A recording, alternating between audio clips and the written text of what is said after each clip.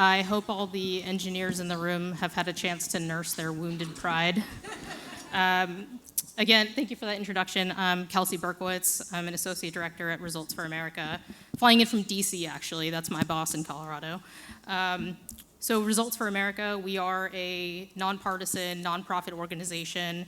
We work with government at the federal, state, and local levels to help innovators boost economic mobility in their communities using data and evidence. What are the tools and the strategies that are really effective, and how can we learn what works so that we can put more tools in the toolbox.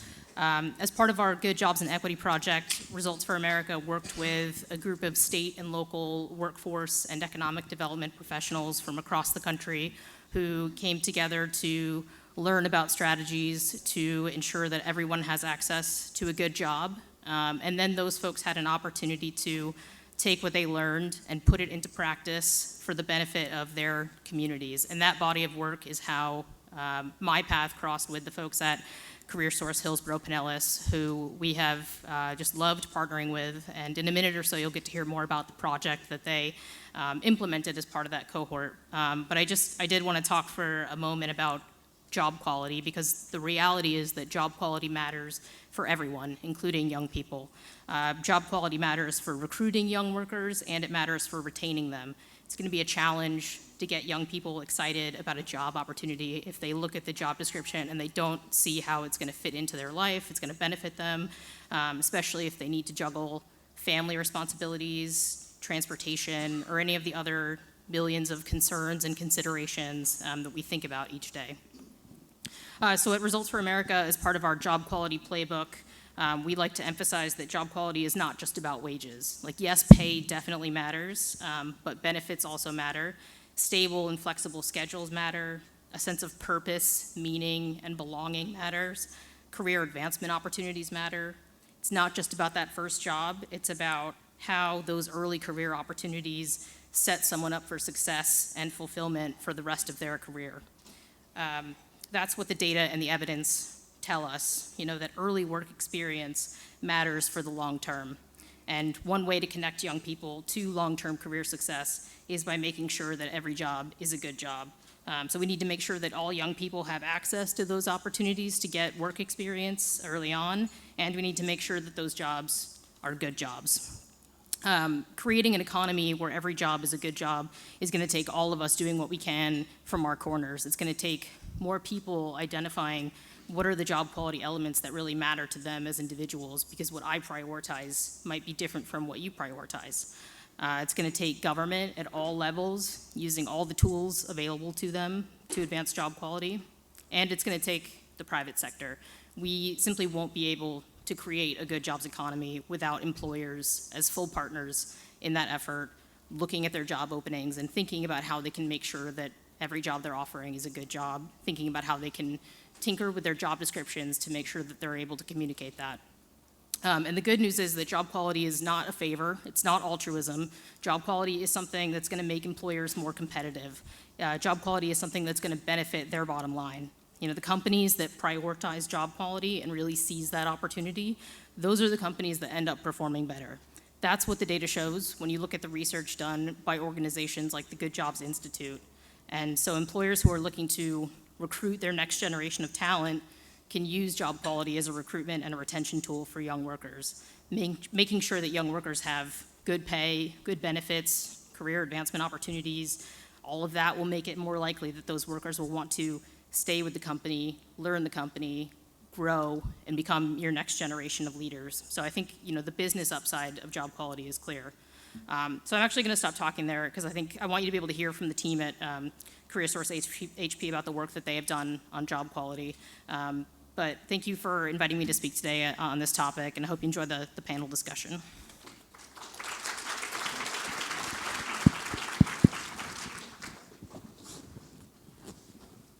Thank you, Kelsey. We appreciate that preface and intro into this panel discussion. I have Don and Mario on the panel know that they're my friends, and I'm just going to make up random questions for them. So, so if they're perplexed or you see a strange look on their face, you know why. So that being said, let's jump into our panel discussion. With our questions.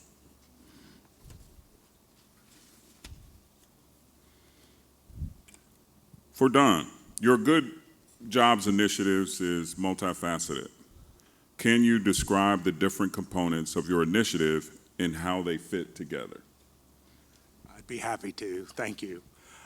We actually began our Good Jobs journey in June, late spring of 2022. We were selected to be part of a Good Jobs initiative with Results for America. We're quite excited about that. And we actually applied under our ACE program, our Earn and Learn program.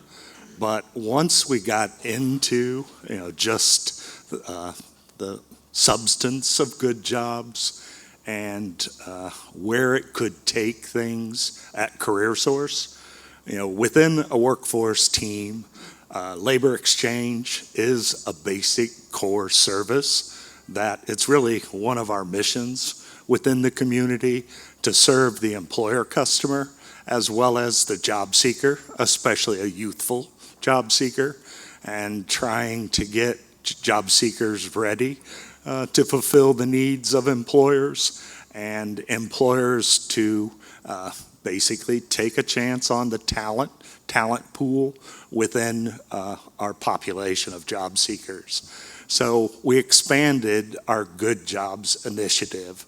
We moved it to where, for me, I've been doing this for 29 years now, and something new that just kind of refreshed what we were doing, a new perspective, jumped on it. And that's what I feel Good Jobs has done and will do for CareerSource. We have developed a whole side for the employer, employer services, an employer toolkit. Definitely have to do education, outreach, and engagement with the employer community. But at the same time, we were working to develop the job seeker side, and actually had the benefit within our team. We had Dr. Byron Clayton and Ms. Conchita, who were kind of cornerstone in helping to develop our job seeker services and continue to work to engage and put that out into the community so that both sides of the equation, employer and job seekers, can realize what a good job model can do for each individual. We developed a framework, a Good Jobs framework. It's kind of a standard backbone of a Good Jobs program. And for us, we define pillars as pay and benefits, career training and advancement, organizational, read my own handwriting, culture and environment, and employee and family support. And a lot of times when a person thinks or initially thinks about a good job, they think about pay and just that tangible that you walk away with.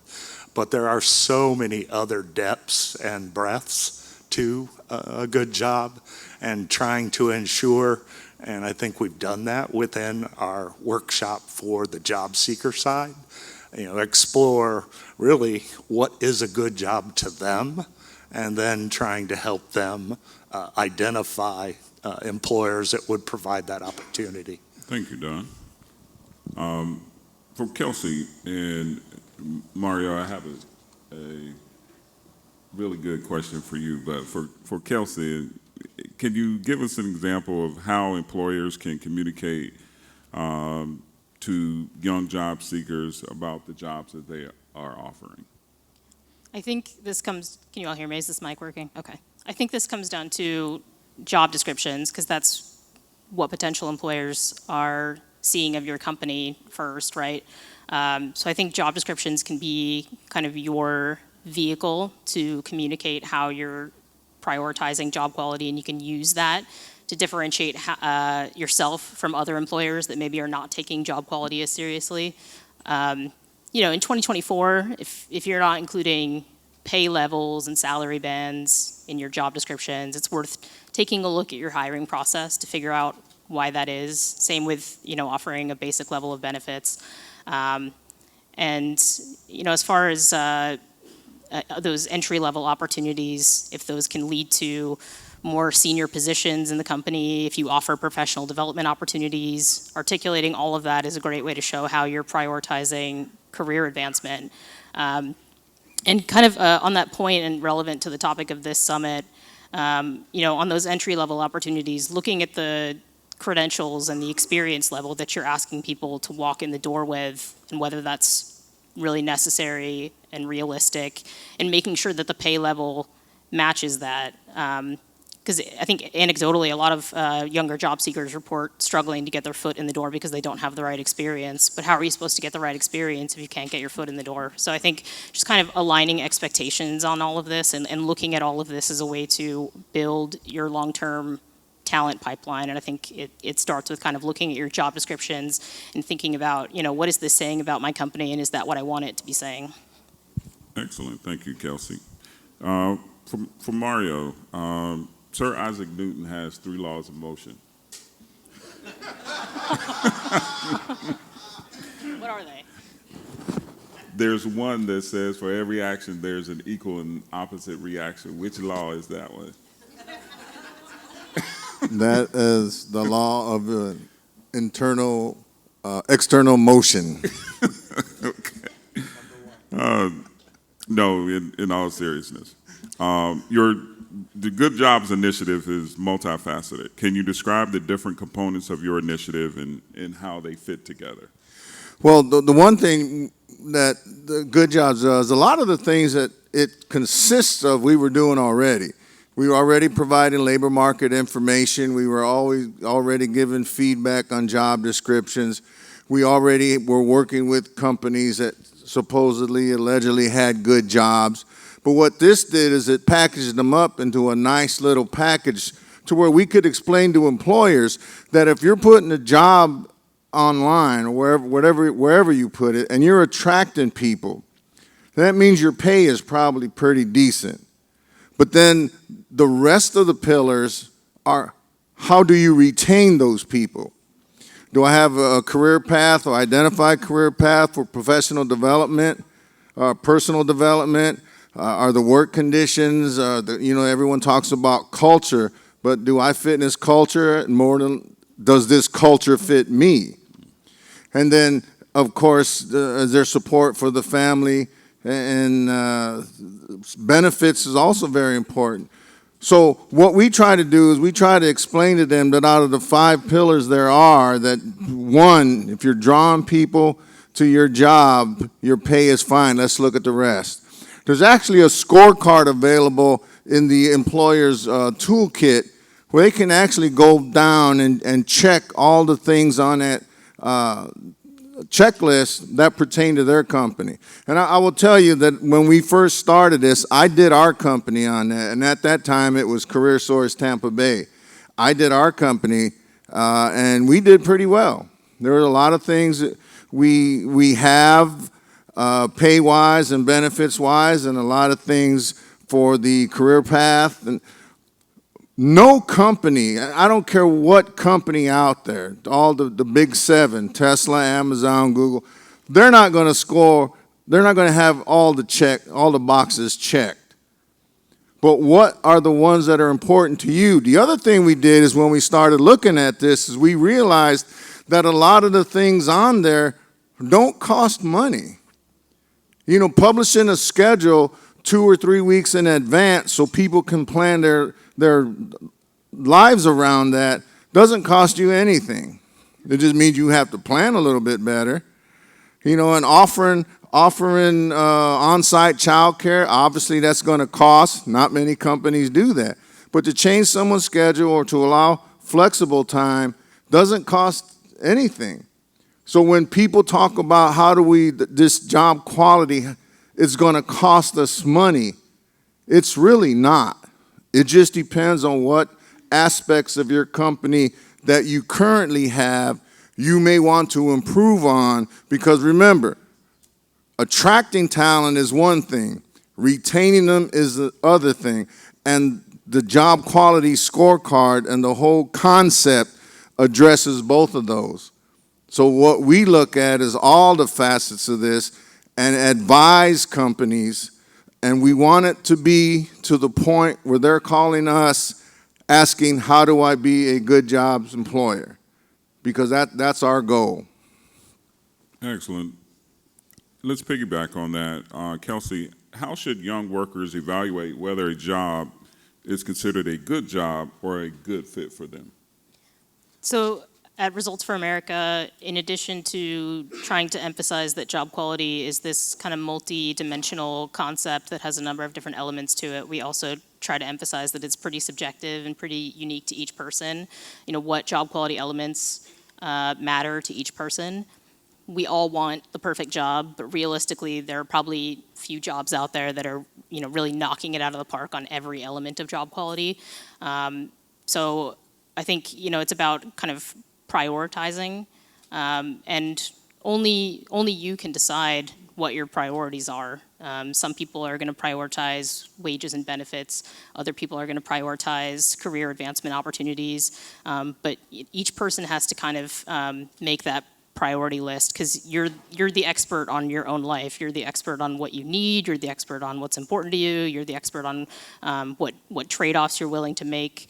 But I think it comes down to kind of thinking about job quality as something that is that has a number of elements, figuring out, you know, what's important to you, and then I think once you know what you're looking for, it'll be easier to find it, and easier to find a job that you're going to find fulfilling and that's going to meet your criteria.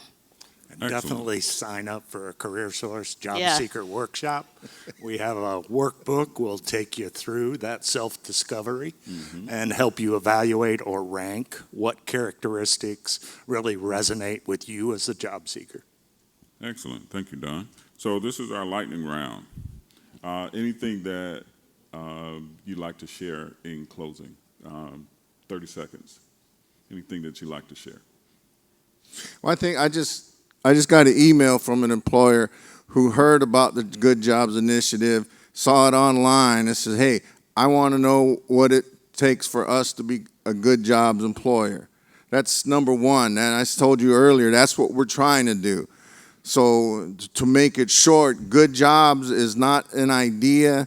Good jobs is a workforce development concept that will work here in this area. We're doing our part, but we need our employers and our community partners to understand what we're trying to do and give us a hand. Thank you, Mario. And it's definitely the buzz across the country. I had the opportunity to be in Washington, D.C. at a conference, and every place you turned, it was good jobs this, good jobs that. You know, it is a mandate by Department of Labor as well as Department of Commerce. So, you know, from the top down, trying to ensure all job seekers have access to a good job. Excellent. Kelsey, bring us home. Just what they said. And I want to say how proud I am of the CareerSource HP team for the work that they've put in on this initiative. It's a lot of work, but I think the product is something that that everybody can be proud of, and I think it's something that you're going to start seeing more and more workforce boards take up this call to action. Excellent. Please give a round of applause to this phenomenal panel.